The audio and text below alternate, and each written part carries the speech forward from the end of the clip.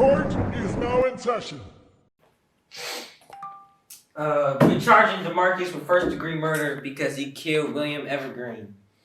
So, see, what had happened was Marcus was driving to work to see driving to the hospital to see his baby, but gets a call and the baby's not his. So he got mad. He whipped the car. He said, "Arr!" And then he goes to the 7-Eleven where he finds out that the father is his coworker. So he's like, you know what? I'm about to kill this coworker. I'm about to hurt this coworker. So after being at the bar, he was intoxicated. So he's not, what's the word? He's not in his right mind. So he's going to hurt his coworker. He gets up to him, he sees the coworker, and boom! He injures the coworker. The coworker loses consciousness, hits his head on a sharp thing, and bleeds to death. There's a witness that we're gonna bring up in like 5 minutes that sees William Evergreen bleeding on the floor and telling us his side of the story. The prosecution today has presented you the story of how DeMarcus killed his co-worker William Evergreen. The defense today will prove to you that DeMarcus was not responsible for the murder of his co-worker and is only responsible for battery against him. As the witness himself will say today, the only thing that DeMarcus did was punch his fellow co-worker. Unfortunately, his co-worker did fall against the corner of a table, breaking his skull and resulting in his unfortunate death. However, DeMarcus is not responsible for this unfortunate occurrence in that 7-Eleven on the night of July 11th, 1972. DeMarcus should only be charged guilty with battery against William Evergreen and not first-degree murder as the prosecution claims. Thank you. Well, sir, I was doing what I would do every other day. I was working the till, and I just saw DeMarcus come running in, and he was mad, I say. He had fire in his eyes, and he just walloped him. After he punched him, he fell onto the corner of the table, blood everywhere, I say. It's one of the worst days of my life. I have a question though. Yes, Did sir. you after DeMarcus hit whatever his name was, after he hit him and he fell, DeMarcus continued to assault, abuse, whatever word you want to say, Mr. Evergreen? No, sir. It was then and done there. So after he hit him, did he touch him again? No, sir. I'd say he might have forged through his pockets, stolen a couple of bucks or two, and that's really it. But did he hit him again? No, sir. There you go. So, on that night in July of 1972, you were working as a cashier at the local 7-Eleven, is that correct? Yes, sir. And you saw, while you were working at the cashier, DeMarcus come in and punch his fellow co-worker, William Evergreen, is that correct? Yes, sir. He gave him a right-up punch. Alright. Now, after Mr. DeMarcus threw this punch at William Evergreen, did Mr. DeMarcus engage in any further physical altercation with Mr. Evergreen? Well, I do believe I said so before. He swiped. Objection! No. What you mean, no? As I was saying before, I was rudely interrupted. He swiped a couple bucks from his wallet, and that was that. But did Mr. DeMarcus engage in any physical altercation that would have caused further injury to Mr. Evergreen? I don't think so. I was a little boozed off that night.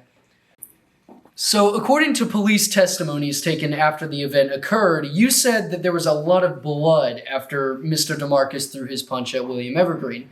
Now, would you say that the punch that Mr. DeMarcus threw was hard enough to make him bleed from the head? No, sir. I don't think so. It was a real roughie, but not that hard. So, if Mr. DeMarcus's punch wasn't what caused Mr. Evergreen to bleed out to death, then what would you say, according to what happened in the event, caused all that bleeding? Oh, that rugged edge of that table there. Whoa, there was blood for days. That darn corner. Oh, that was a stinger. Oh, it hurts, man. Oh, you knock your elbow on that. It hurts for days. I'm telling you, you'll be bleeding more than a woman getting a C-section.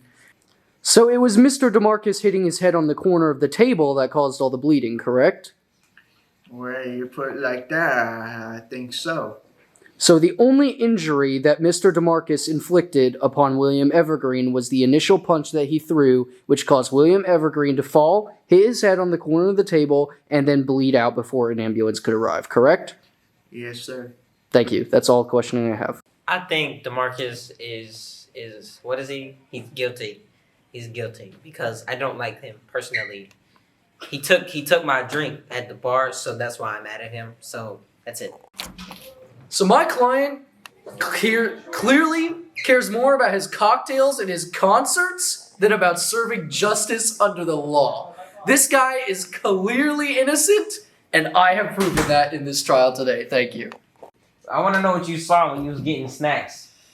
Alright, so I was buying G Fuel for my Fortnite tournament later in the day, and I saw this guy and this other guy. I think they were workers. And they were like blah blah blah blah blah blah blah to each other in the corner of the store. I was like, oh my god! And then they were just having arguments and stuff. And one was really mad at the other one before they left. Before I left.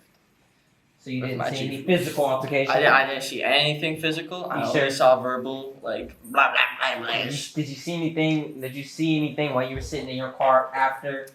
No, I was too busy watching a Mr. Beast tournament. We gotta please be serious. I don't need no laughing because I have a Broadway concert that I need to get to. And this needs to hurry up. I'm not missing it for nothing. I'll think about it. Think about it. You're gonna be serious. What did you see when you were sitting in your car and DeMarcus left? I was watching a Mr. Beast tournament. I know you saw something.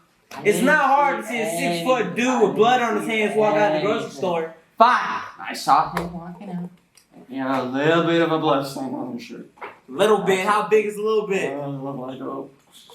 That's not a little bit. That's not small. Okay, I'm done.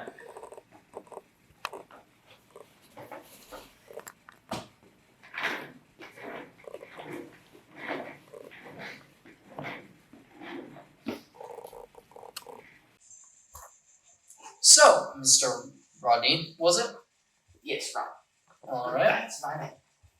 So, Mr. Rodney, you were in the store. You heard a couple of guys arguing, while you were just peacefully, quietly trying to get your G Fuel, right? Yeah. At the 7-Eleven, Mhm. 9 July, 1972? Yeah, that's how I remember. Right about then? I drink a lot, so. Alright, fair enough. Now, would you say that arguments are at all uncommon in local convenience stores such as 7-Eleven? I see them all the time. So you didn't think anything was peculiar or anything was going to happen when you saw this argument happening in the 7-Eleven while you were buying? No, not really. I just saw two crazy people fight. Alright. So, after you had gotten your G Fuel and had walked out of the store, did you see anything happen? Any physical altercation between the two men you saw arguing, anything like that? No physical alterations. That's all the questioning I have. Thank you. Okay. I find him guilty due to first-degree murder, and I sentence him 1 trillion years in federal prison.